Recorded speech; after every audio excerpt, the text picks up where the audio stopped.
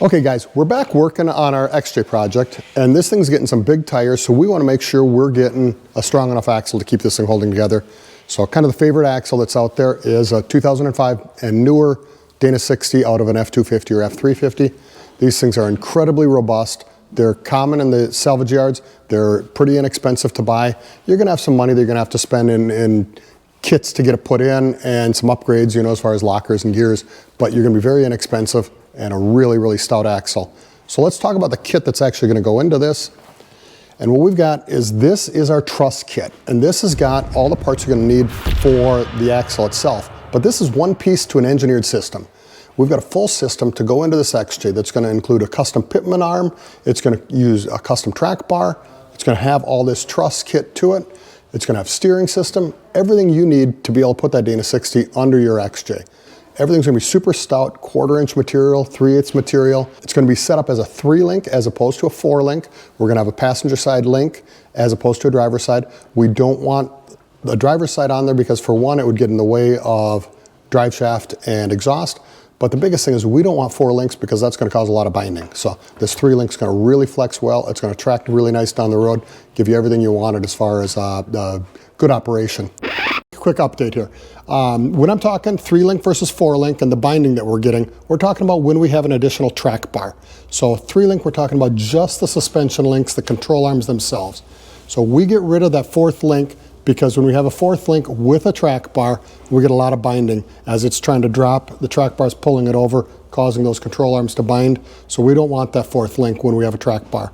Now stay tuned, we're working on a triangulated 4-link system, which is going to be geared to remove that track bar and more of a dedicated off-road type of machine, because that's going to have a full hydro steering, and that's going to allow you to be able to turn that steering wheel no matter how big a tire, no matter how big a rocks, you'll still be able to have control and go where you want to go.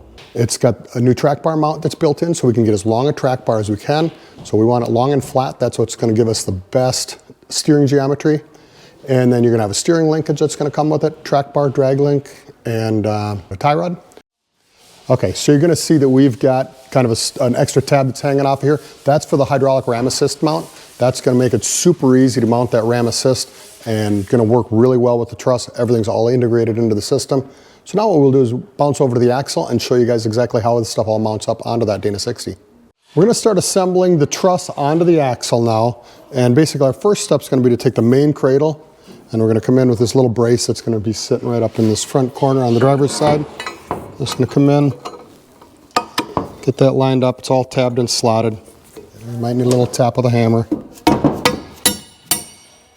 So that's going to hold itself in place so that once we get it up there, we'll be able to tack it. We're going to want to tack everything together, and then we'll come in and start welding afterwards. You're setting the cradle on. You're just going to line up basically with our breather hole, and out on the edge you're going to see kind of the shape that it sits right on that C. There's not a lot of room for it to move, but we just want to make sure there's enough room to get that hose on there and that we're still sitting tight here, which are sitting really, really nice. So we're going to tack all this together as an assembly for the passenger side. That way we've got it all positioned. We don't need to try and hold it as we've got it on the axle. So the easiest way is going to be to flip the truss over. And again, we want the IRO facing forward. This hole is the gap for the track bar bracket, or the track bar bolt. Then you make sure it lines up in the tabs and the slots. And we'll take a magnet, square to make sure we're sitting nice and square. Everything's sitting nice. This is going to be the back side of the track bar bracket. That's tabbed and slotted again. So where we make sure everything sits in the right position. That's nice and square. We'll set up another square to do the back side of this. Just again, lining up those tabs and slots, making sure everything's sitting right.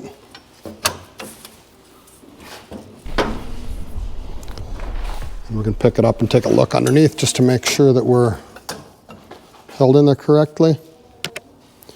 And what we'll do is we'll just put a couple tacks on here just to hold it all in place. That way we'll set it on there. Big thing is we want to make sure we're tacking first, make sure it all fits, just in case there's any grinding you need to do or any clearancing you need to do. And then once it's all set and fit up correctly, then we'll come in and finish weld it.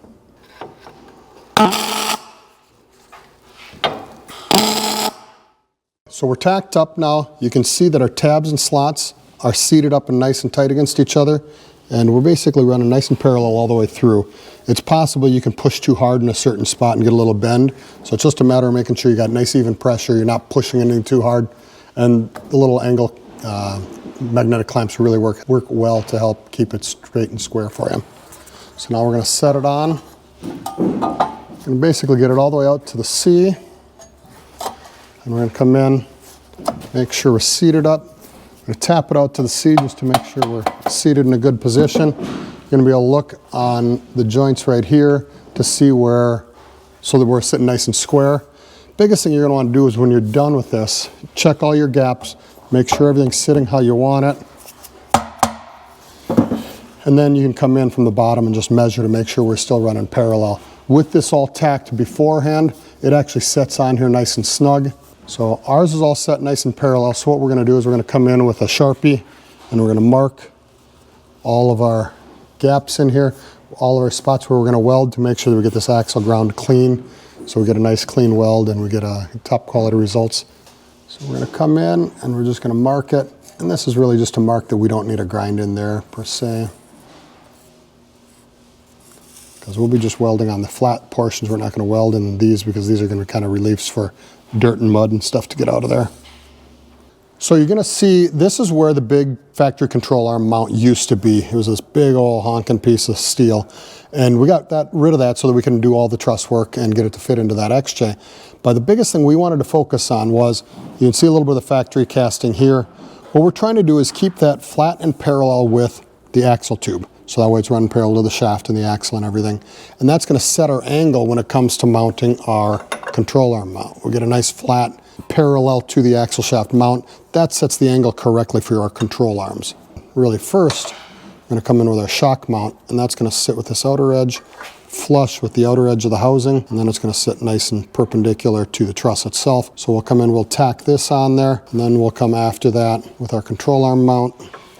So we've got our shock mount here, and this is two pieces. We've got the main body, and then we've got the tab that's going to come in and support the back side of the shock. So that's just going to drop in, and it's got a tab on the tab that we're dropping in, then it's got a slot on the main body.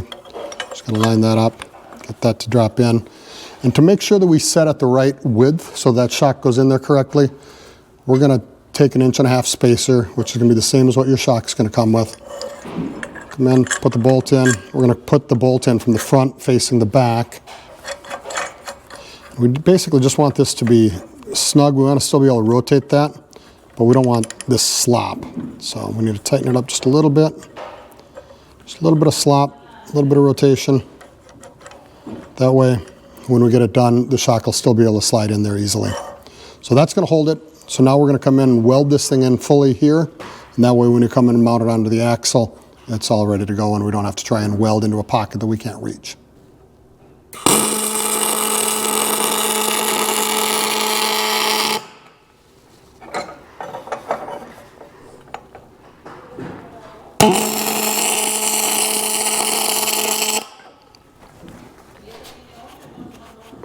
That's a little warm.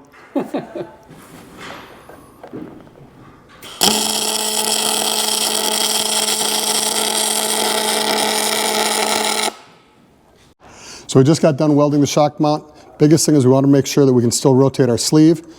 Just a little bit of wobble in there. The bolt will tighten that up when it's all done. Now we can pull our bolt out. And then shock will still drop out. Now it's going to be nice and easy. And again, we're going to have the shock facing the right direction so that as the axle articulates, that shock's going to have a lot better range of motion as opposed to when it's faced this direction. It's trying to pull on that bushing as that axle's articulating. So it'll be a much better scenario for that shock to ride in. So now when we go to mount the shock mount on the axle, we're going to come in down low just so we got a nice easy position, make sure we see what we're looking at. We want it flush to the axle housing. We're going to rotate it up. So now we're flush here and we're perpendicular to the truss there. So we can put a tack on it.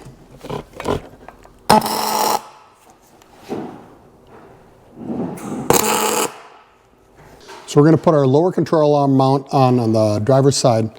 Basically, we've got a casting here, factory casting irregularity, that's, I guess not an irregularity, but a feature that's here. This is kind of where we're wanting this point of the control arm mount to sit.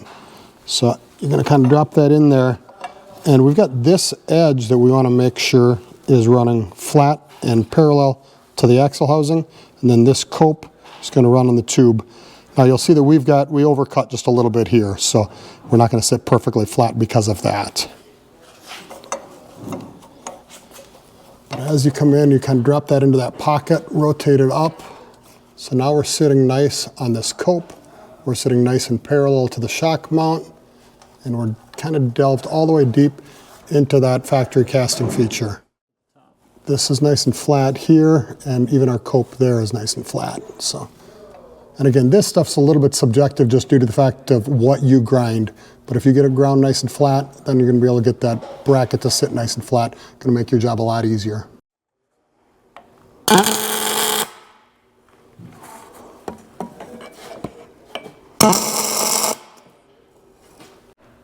So now that we've got the driver's side tacked up, we're going to basically measure what we've got on the driver's side and duplicate that on the passenger side. So we're going to come in here, we're at about 3 7/8. So we're going to come off that same flat edge of the C, mark it out at 3 7/8, and bring our shock mount on there. Now we'll start work on our lower control arm mount. And again, we're going to be trying to make sure this angle sits nice and flat on the tube, and then that our copes are sitting nice and flat. Here we're working with a pretty well virgin tube, so we don't have a lot of grinding that we had to worry about. So we should sit nice and flat. And we're going to sit nice and square, and I'll grab the tape measure and we'll measure it to make sure we're sitting in the right position. So now we're going to do the same thing we did with the shock mount. We're going to come in with the control arm mount. And we're just going to try and take a common point that's pretty easy to identify. We're going to come right at the apex of that curve. We're going to come in, we're about 1 inch away from the edge of the forging on the C. Basically going to be about 1 inch from the C, and we do our mark there already. So that's where we're going to set our control arm pocket at. So we're going to get our control arm pocket where that outer edge is just sitting right there. So it sits on there nice. So we'll double check our measurement and tack it on.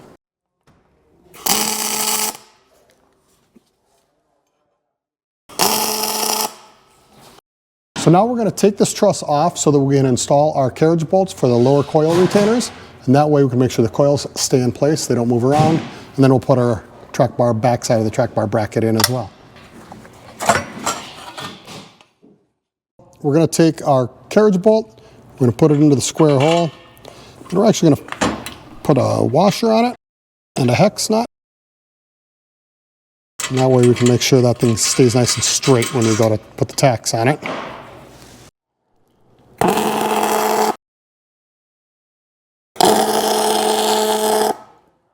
And then we're going to do the back side of the track bar bracket. We're just going to get those tabs and slots to line up. That way it's located really well.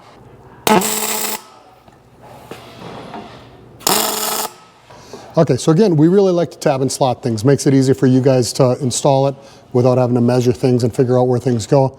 So this is our upper control arm bracket. We're going to come in, drop that inside that slot that's there. We're going to come in.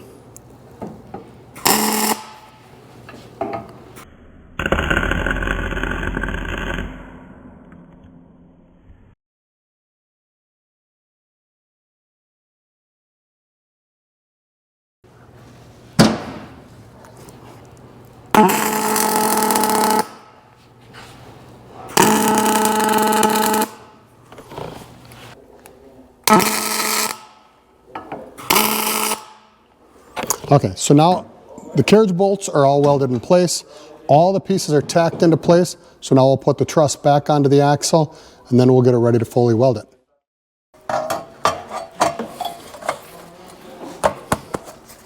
Okay, so everything's all back in place. Now we're going to be ready to fully weld this, get it all cleaned up and painted. But this is just step one. So make sure you guys like, follow, and subscribe. We've got a couple more videos that'll be in this series that'll be talking about the rest of the system install. So like the Pitman arm, the steering, the hydraulic assist, all that stuff's coming up soon. Thanks for watching.